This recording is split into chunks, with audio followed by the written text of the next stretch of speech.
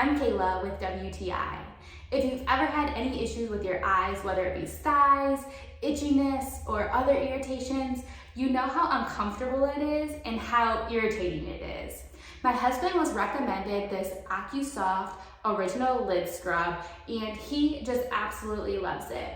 He was having issues with styes, so he really needed to make sure that his eyes stayed clean and his lids were gently cleansed daily. This cleanser has been awesome.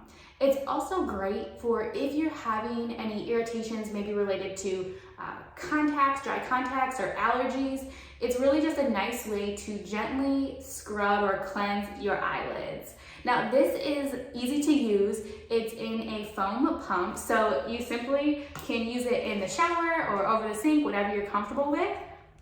You just squeeze it out and it comes out in a nice foam. So it's really gentle to use. You could apply it using a lint-free cloth or even just with your fingertips, and then gently scrub your eyes and rinse it off as necessary. If you're looking for a gentle way to cleanse your eyelids and give yourself a little bit of relief of irritation, this Ocusoft eyelid scrub has been great and is super gentle. That's my point of view.